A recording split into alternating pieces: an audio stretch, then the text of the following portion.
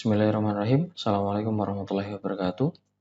Baik, teman-teman, khususnya di semester ini, di semester ganjil ini, bertemu kembali di mata kuliah Arsitektur Perangkat Lunak. Dan kali ini kita akan meneruskan pertemuan yang kemarin, lanjutan dari pertemuan yang kemarin, yaitu Modeling and Notation, part yang ketiga. Di mana part yang ketiga ini adalah part yang terakhir dari pertengahan semester ini. Jadi nanti untuk UTS itu babnya sampai modeling notation yang part ketiga ini. Oke, baik, kita lanjutkan ya, langsung saja ke inti materi, yaitu modeling and notation part yang ketiga. Pada yang part ketiga ini kita akan membahas tentang UML atau Unified Modeling Language. Seperti itu. Apa itu UML dan apa saja yang terdiri atas UML, nanti kita akan bahas di sini. Kita menuju ke definisi, yaitu himpunan struktur dan teknik untuk pemodelan desain program berorientasi objek atau object-oriented programming serta aplikasinya. Jadi UML ini itu lebih ke object-oriented programming, jadi pemrograman berbasis objek, seperti itu. Nah, untuk saat ini memang lebih marak atau lebih banyak digunakan untuk programmer ketika membuat suatu aplikasi atau software itu menggunakan OOP, seperti itu. UML adalah suatu bahasa yang digunakan untuk menentukan, memvisualisasikan, dan membangun serta mendokumentasikan suatu sistem informasi. Nah, ini sama fungsinya dengan program yang lain, bahasa pemrograman yang lain atau metode pemrograman yang lain di selain OOP, nah, yaitu object structured object, seperti itu. Jadi ada dua pemrograman, yaitu pemrograman berbasis objek dan pemrograman berbasis struktur, seperti itu. Nanti apa bedanya akan kita lihat. Jenis UML. Ada structural diagram, ada behavioral diagram, dan ada interaction diagram. Apa structural diagram, behavioral diagram, dan interaction diagram itu? Nah, seperti ini. Jadi structure diagram itu lebih ke seperti class diagram, object diagram, component diagram, composite structure diagram, package diagram, deployment diagram. Ini diagram-diagram yang menunjukkan bahwasanya itu adalah struktur dari object oriented program tersebut. Nah, kalau behavior itu melihat dari behaviornya, namanya behavior itu adalah perilaku, itu adalah merujuk pada use case diagram, activity diagram, dan state machine diagram, seperti itu. Kemudian ada interaction diagram. Ini kalau disamakan dengan structured object itu seperti ERD, seperti relasi-relasi. Nah, di dalam interaction diagram ini ada sequence diagram, ada communication diagram, dan interaction overview diagram, dan ada timing diagram. Kita masuk pada activity diagram dulu. Nah, activity diagram itu ada pada behavior diagram. Ya, ini activity diagram yang sering kita lihat atau kita pakai bahkan. Activity diagram adalah menggambarkan diagram yang menggambarkan proses bisnis dan urutan aktivitas dalam sebuah proses. Dipakai pada business modeling untuk memperlihatkan untuk menampilkan urutan aktivitas proses bisnis. Jadi lebih ke proses bisnisnya, seperti itu. Struktur diagram ini mirip flowchart atau data flow diagram pada perancangan struktur. Jadi kalau di di pemrograman berbasis struktur itu seperti DFD. Kemudian sangat bermanfaat apabila kita membuat diagram ini terlebih dahulu dalam memodelkan sebuah proses untuk membantu memahami proses secara keseluruhan. Sama fungsinya. Activity diagram dibuat berdasarkan sebuah atau beberapa use case yang pada use case diagram. Contohnya seperti ini. Ini adalah simbolnya dulu sebelum contoh. Nah, kalau bullet hitam itu adalah start point. Nah, kalau bullet pinggirnya putih itu adalah end point. Atau istilahnya start sama finishnya, seperti itu. Kemudian kotak seperti ini dilambangkan sebagai aktivitas. atau proses apa yang dilakukan. Misalnya ketika start, kemudian input data, nah itu simbolnya seperti ini. Kemudian ada fork, fork ini adalah percabangan, ada join, adalah penggabungan. Jadi setelah ada fork, itu harus ada join, seperti itu. Karena apa? Karena endpoint ini istilahnya endpoint itu terjadi pada satu titik. Jadinya ketika ada fork itu harus ada join, seperti itu. Kemudian ada decision adalah pemilihan untuk percabangan, seperti itu. Istilahnya pembagian kondisi. Nah, seperti itu. Itu decision, keputusan. Kemudian ada swim lane. Nah, swim lane itu sebuah cara untuk mengelompokkan aktivitas bersama aktor. Jadi swim lane itu adalah berupa pembagian istilahnya pembagian tabel, seperti itu. Nanti contohnya seperti ini. Nah, ini dari awal, nah ini sudah ada pembagian swim lane-nya. Ada swim lane bagian gudang, swim lane bagian pembelian, dan swim lane supplier. Nah, karena sudah terbagi seperti ini, jadi kita tahu mulai dari first point. Nah, dari bagian gudang, dia apa yang dilakukan? Memberikan informasi data barang yang akan dipesan. Nah, ini adalah bagian dari pekerjaan bagian gudang. Kemudian diteruskan untuk menerima informasi ke bagian pembelian. Jadi ada bagian pembelian itu menerima informasi dari bagian gudang, yang selanjutnya dia melakukan SPP atau surat perintah pembelian, seperti itu. Nah, SPP ini dikirimkan ke bagian supplier, di mana supplier ini menerima SPP untuk mengirimkan barang dengan disertai faktur. Nah, nanti faktur dan tanda terima barang itu nanti dikembalikan lagi ke bagian gudang. Seperti itu urutannya. Jadi kalau seperti ini kita akan tahu secara gamblang bagian-bagian mana saja dan untuk mengerjakan apa saja. Jadi tahu bagian gudang pekerjaannya memberikan informasi, terima barang faktur, dan membuat SPBJ, seperti itu. Nah, bagian pembelian tugasnya apa saja? Ini. Jadi udah tahu tugasnya per plot masing-masing, seperti itu. Dan supplier juga tugasnya apa? Itu sudah tahu, seperti itu.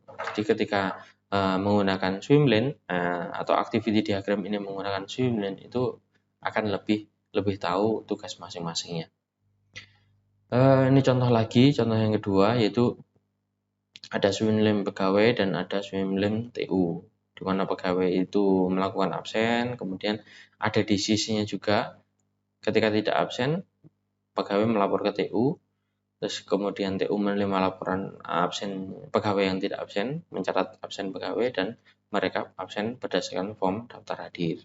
Nah, kalau misalnya pegawai itu sudah absen, melakukan absen di form daftar hadir, seperti ini. Nah, ini. Kenapa ada N-nya 2? Karena memang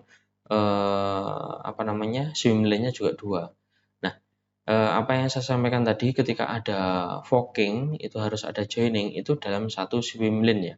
Ketika ada satu swim lane ini ada forking, misalnya seperti ini, itu yang di bawah itu harus ada joining. Nah, ada join-nya. Nah, seperti ini. Ini adalah dalam satu swim lane.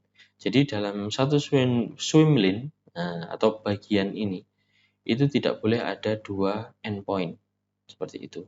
Nah, kecuali kalau seperti ini, dia kan punya dua swim lane, itu boleh menjadi dua endpoint, seperti itu. Oke, contoh 3, ini tadi ada pegawai, ada TU, memberikan data, kemudian menerima data pegawai, mengecek, kemudian data lengkap atau tidak. Kalau tidak lengkap ini kembali, membalikan berkas, menerima berkas data pegawai, kemudian masuk ke first point lagi. Nah, kalau datanya lengkap, otomatis datanya langsung diproses. Ini contoh 3. Oke, ada TU, ada administrasi, dan ada kepala sekolah misalnya. Nah, ini ada forking. Nah, kalau forking ini nanti ini ada joining. Nah, joining bukan ya? Ini bukan forking. Kalau forking itu percabangan. Nah, karena ini sudah ada dua apa ya istilahnya dua proses yang berbeda. Kalau forking itu kan satu proses itu dipercabangkan menjadi dua, berbeda dengan dua proses. Kalau dua proses ini memang ada proses yang berbeda, contohnya memberikan data rekap absen dan memberikan data pegawai. Ini ada dua proses yang berbeda. Kalau forking itu misalnya ada suatu pembelian, nah, atau suatu order, nah seperti itu. Nanti di forking atau dipercabangkan, order ini apa? Order ini pengen order yang cepat atau order yang reguler, seperti itu. Nah itu adalah forking. Nah kalau ini kan berbeda proses seperti itu. Nah ketika berbeda proses dan dilakukan penggabungan itu menggunakan joining seperti itu. Nah kalau joining kan sudah jadi satu proses seperti itu. Ini contoh 4. Contoh 5, nah ini adalah forking. Misalnya ada kepala sekolah, administrasi, dan pegawai, menyerahkan data daftar pegawai dan gaji, kemudian menerima daftar pegawai dengan membuat forking. Nah ini seperti ini, membuat laporan data pegawai dan laporan gaji pegawai, kemudian membuat slip gaji. Nah ini akan ada satu proses, di mana satu proses ini di dalamnya bisa atau di dalamnya itu menghasilkan dua output proses yang berbeda. Nah, output membuat laporan dan output membuat slip seperti itu. Nah, seperti ini. Jadi ketika ada forking itu kalau di kasus ini ya, di kasus contoh yang 5 ini, forkingnya itu ada percabangan dua, namun di setiap proses itu istilahnya menuju kepada titik endpoint pada masing-masing swim lane seperti itu. Ya, kalau misalnya satu proses ini menuju ke satu titik endpoint satu swim lane, nah, otomatis diperbolehkan. Ini kan satu swim lane menggunakan satu titik point.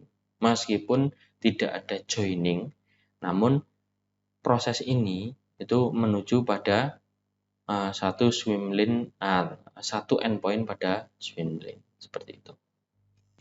Oke, next selanjutnya adalah use case diagram. Nah, tadi activity diagram, sekarang use case diagram. Ini diagram-diagram yang kita temui ketika kita membuat suatu pengembangan rekayasa perangkat lunak atau mengembangkan arsitektur perangkat lunak.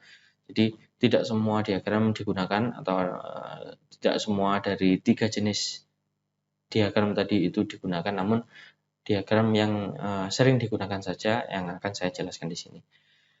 Nah, selanjutnya adalah use case diagram, di mana use case diagram ini adalah model yang menggambarkan kebutuhan fungsional. Jadi lebih ke fungsionalnya, namanya use case. Use ini adalah kegunaan atau fungsinya. Jadi merujuk pada model yang menggambarkan kebutuhan fungsional perangkat lunak dalam bentuk use case atau use case. Nah, use case. Maksudnya use case itu nanti ya use case-nya itu dibuat untuk mengidentifikasi fungsi atau fungsional dari suatu perangkat lunak. Use case model dapat dipergunakan sebagai kesepakatan bersama antara customer dan pengembang.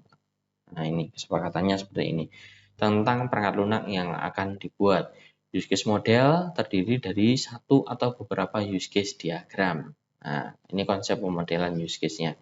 Nah use case diagram adalah use case yang menggambarkan dari sistem dan aktor yang terlibat. Jadi di dalam use case diagram itu ada sistem dan aktor yang terlibat. Jadi kenapa ini itu bisa digunakan untuk istilahnya kesepakatan antara aktor dan antara klien dan pengembang atau developer itu di mana istilahnya ketika menggunakan use case ini itu bisa menentukan siapa dan apa yang akan dikerjakan, dan siapa yang boleh mengerjakan atau siapa yang merupakan stakeholder di aplikasi tersebut atau di sistem tersebut.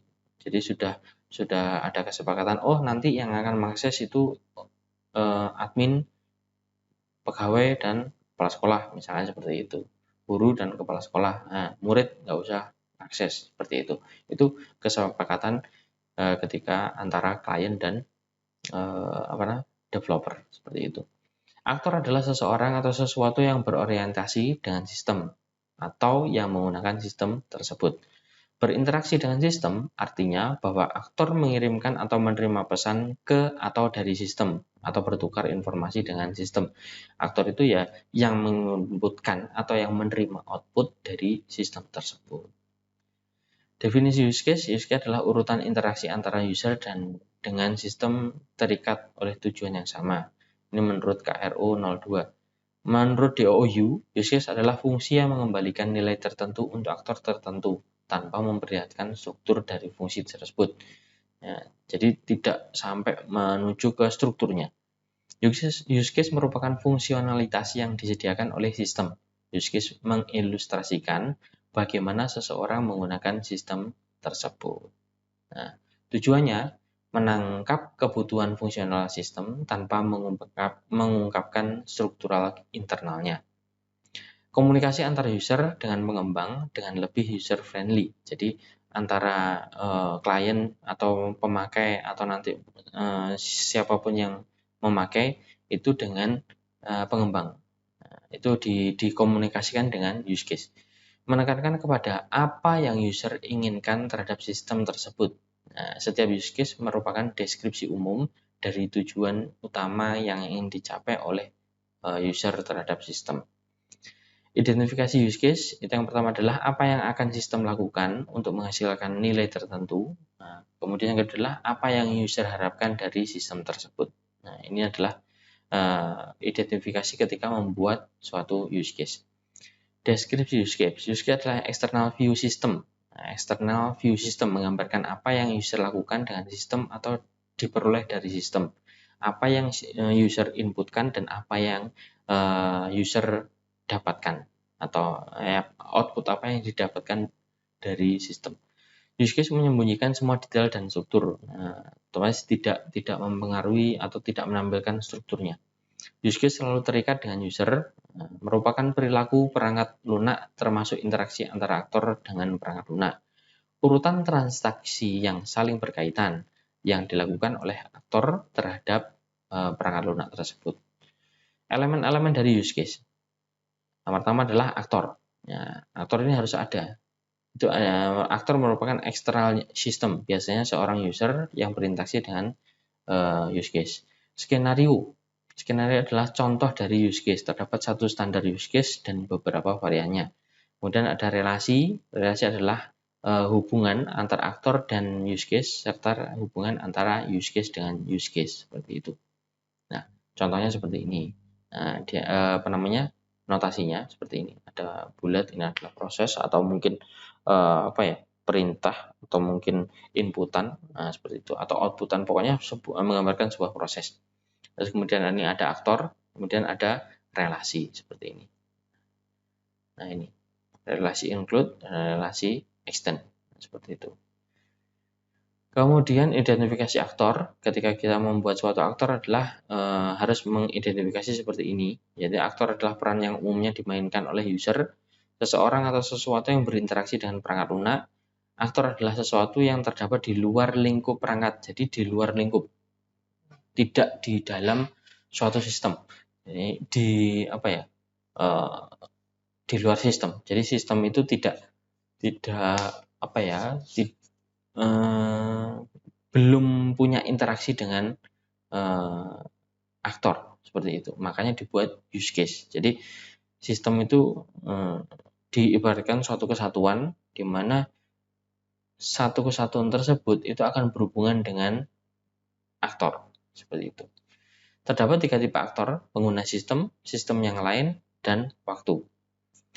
Penamaan aktor dengan kata benda. Nah, ini kalau menamakan aktor itu dengan kata benda.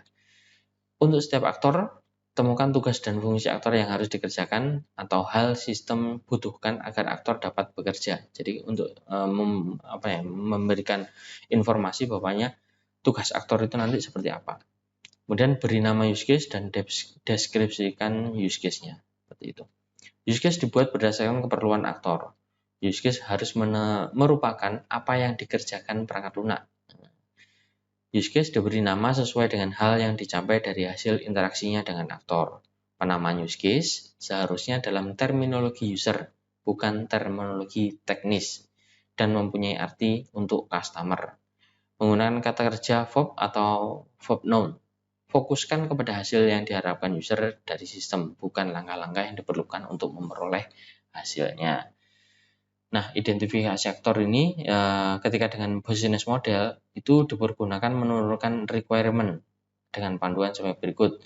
Yang pertama adalah business worker merupakan calon aktor. Jika business worker merupakan end user atau pengguna perangkat lunak atau end user itu pengguna terakhir usernya, maka business worker-nya tersebut merupakan adalah aktornya. Nama aktor disesuaikan dengan nama business worker-nya. Identifikasi business use case yang berinteraksi dengan business worker yang telah diidentifikasi dengan aktor. Oke, silakan dibaca sendiri. Oke. Jadi ini identifikasi use case yang dimana use case ini berinteraksi dengan business model. Seperti itu. Relasi antar use case atau diagram misalnya ya, use case diagram pembayaran makanan. Nah, ini contohnya seperti ini. Relasi antar use case ini cetak struk, hitung total pembelian. Nah, bedanya include dengan extend. Kalau include itu fungsionalitas sebuah use case ada di dalam use case lainnya. Kalau extend fungsionalitas sebuah use case merupakan perluasan dari fungsionalitas use case lainnya. Contohnya ini, kalau include itu nih arahnya kan ke sini. Nah, arahnya kan ke sini. Nah, ini include, yaitu cetak struk, di mana ketika mencetak struk itu merupakan otomatis menghitung total pembelian, hasil dari total pembelian. Ketika sudah menghitung total pembelian, otomatis dia mencetak struk.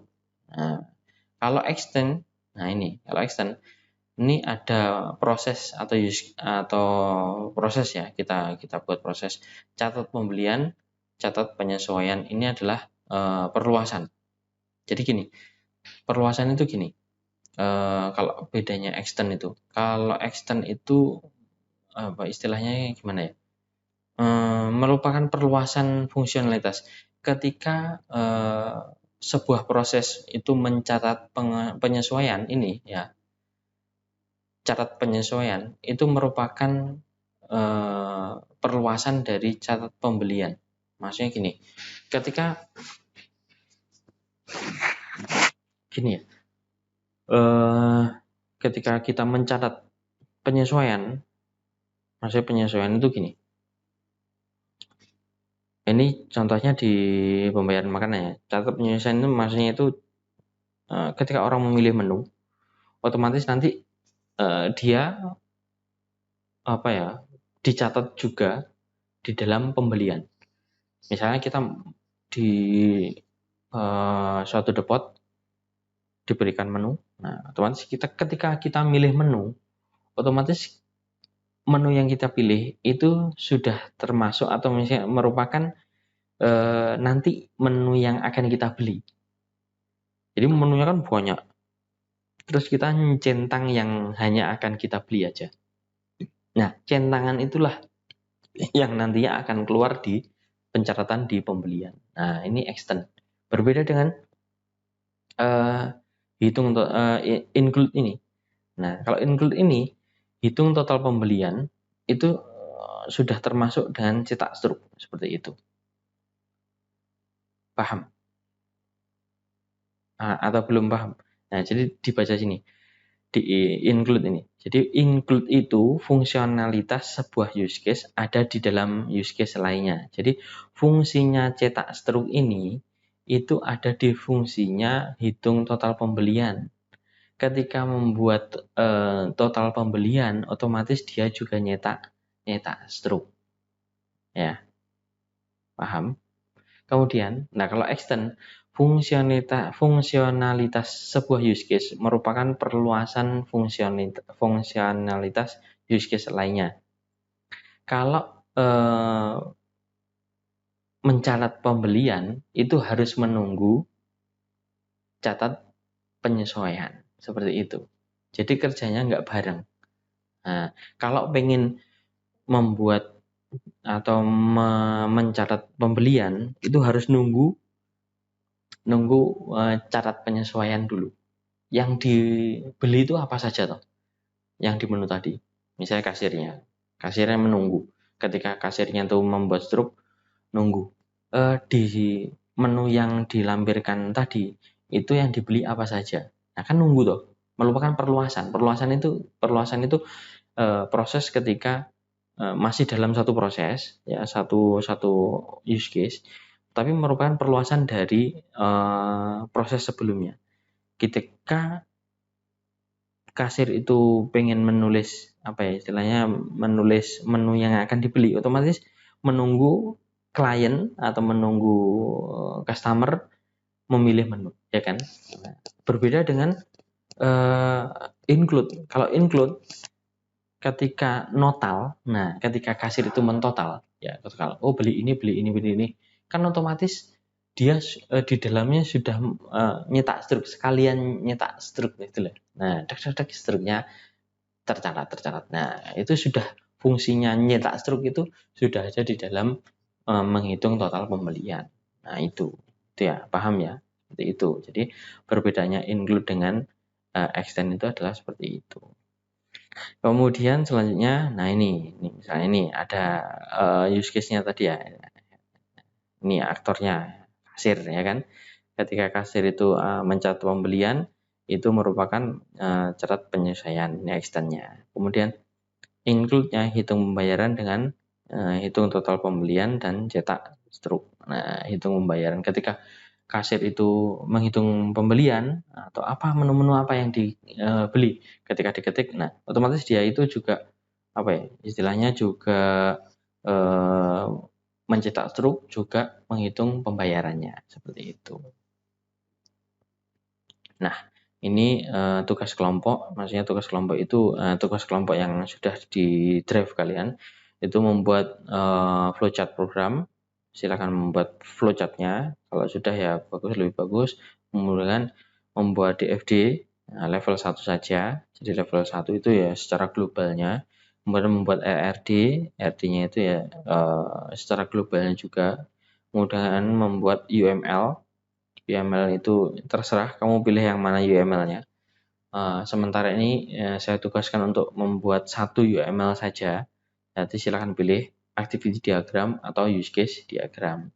Kemudian analisa nama, maksudnya nama ini nama yang akan kalian gunakan ketika membuat use case diagram. Nah, jadi use case apa, seperti itu. Nah, kemudian untuk mempersiapkan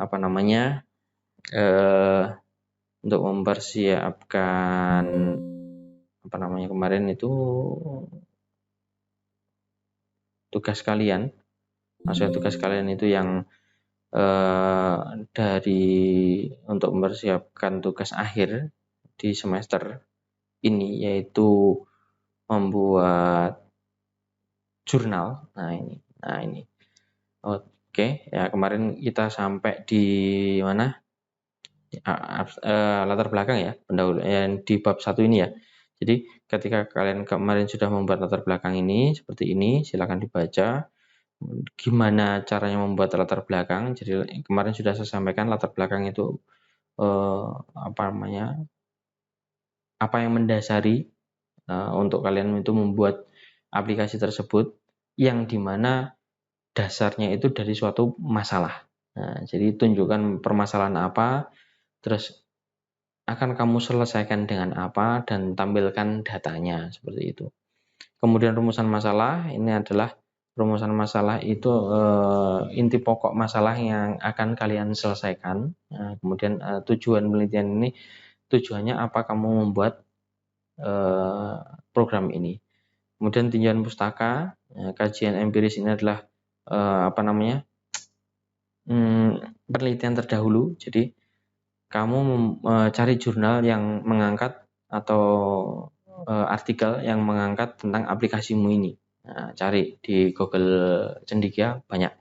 Nah, Ya ini dikasih 3 saja tidak apa-apa. Kemudian kajian teori. Nah, teori ini adalah teori apa saja yang akan kalian gunakan ketika kalian meneliti seperti ini. Nah, teori apa? Misalnya dalam jurnal ini, jurnal yang dibuat ini itu pembuatan iklan sebagai media promosi menggunakan aplikasi Macromedia Flash Professional 8. Nah, ini otomatis teorinya ya tentang Macromedia Flash, kemudian tentang pengertian pemasaran, kemudian tentang pengertian promosi. Nah, kalau kalian nanti menggunakan misalnya kalian menggunakan judul aplikasi pembelanjaan atau aplikasi e-commerce tentang di bidang pertanian. Nah, otomatis ya nanti kamu menggunakan teorinya misalnya pertanian apa, pertanian tentang apa, kemudian pengertian tentang e-commerce, kemudian mungkin tentang sesuatu yang berhubungan dengan aplikasimu itu apa saja, seperti apa ya istilahnya, teori tentang bahasa pemrograman yang apa yang kamu pakai, kemudian mungkin metode apa yang kamu pakai, kemudian fungsi-fungsi dari teori, misalnya di sini kan fungsi iklan. Nah, kalau kamu membahas tentang teori e-commerce dari pertanian, ya mungkin ditampilkan fungsi dari pertanian atau manfaat atau tujuan dari pertanian seperti itu. Otomatis ditampilkan data-datanya ya. Oke. Kemudian metodologi, nah ini adalah ruang lingkup penelitian. Ruang lingkup penelitian itu jadi istilahnya apa ya? Istilahnya apa yang kamu batasi di dalam penelitianmu itu, seperti itu. Kemudian ada jenis penelitian. Ini jenis penelitian ini otomatis ini ya action research ya, tindakan ya, karena ya sama disamakan seperti ini karena memang kamu membuat baru. Nah, karena suatu masalah kamu membuat yang baru. Kemudian jenis data apa yang kamu tampilkan, data primer atau data sekunder, kemudian sampelnya seperti apa. Kalau menggunakan sampel ya ditulis, kalau tidak ya tidak usah. Kalau menggunakan sampel otomatis menggunakan teknik sampling. Metode pengumpulan datanya bagaimana? Caranya kamu mengumpulkan data-data ketika kamu membuat informasi, data-data informasi apa yang kamu butuhkan ketika kamu membuat aplikasi tersebut. Kemudian metode analisa juga, analisanya tadi apa? Ada wawancara, ada kuesioner seperti itu ketika kamu membuat. Kemudian ada pembahasan, pembahasannya adalah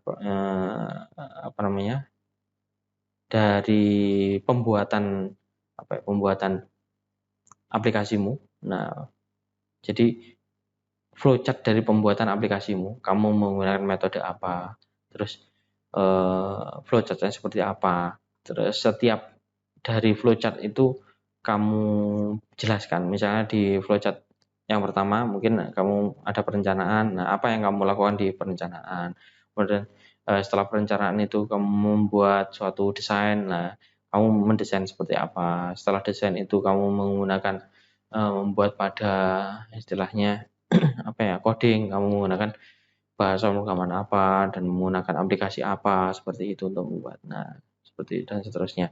Dan gambaran umum desain, ini desain adalah desain dari istilahnya user interface-nya. Tampilkan di sedikit saja atau mungkin tampilan dari utamanya, konsepnya. Kemudian simpulan dan saran. Jangan lupa daftar pustaka seperti itu. Oke. Jadi nanti jurnal ini merupakan tugas dari UTS. Jadi tugas UTS-nya nanti adalah membuat jurnal lengkap seperti ini. Nah, seperti ini nanti diupload di Bebas Sumbo seperti itu. Bebas Sumbo dan di Drive ya. Enggak, di Bebas Sumbo saja. Seperti itu. Nanti aja informasinya nanti disubmit di Drive atau di Bebas Sumbo. Karena kemarin kita kan sudah menentukan di Bebas Sumbo ya, di Drive ya untuk di tulisnya di Google Doc ya. Ya. Jadi nanti UTS-nya ya di Google Doc, nanti hasilnya dibuat PDF kemudian disubmit di bebas sumpu, gitu saja. Oke, ini berlaku untuk semuanya, jadi kelas reguler dan kelas malam, seperti itu. Oke, untuk pertemuan yang ketujuh ini, jadi pertemuan terakhir sebelum UTS. Jadi tugasnya sudah saya sampaikan, tugas UTS-nya. Kemudian nanti kuisnya ini nanti saya buat kuis online present time. Jadi online present time itu kalau karena saya tidak bisa datang, jadi nanti online-nya di bebas sumpu, tapi mengerjakannya saya beri waktu sampai beberapa menit saja. Seperti itu. Nanti silakan dikerjakan. Seperti itu ya. Oke, ya saya kira itu saja yang bisa saya sampaikan pada pertemuan ini. Semoga kalian paham pada materi sebelum UTS. Jadi ya kalau ada yang tanya silakan ditanyakan. Ada yang belum paham silakan ditanyakan kembali. Oke, saya akan menerima pertanyaan-pertanyaan dari kalian yang mungkin belum paham. Oke. Itu saja yang bisa saya sampaikan pada pertemuan ini. Semoga semuanya bisa sukses dan selesai perkuliahan bisa paham semuanya. Oke, billahi taufiq wal hidayah. Assalamualaikum warahmatullahi wabarakatuh.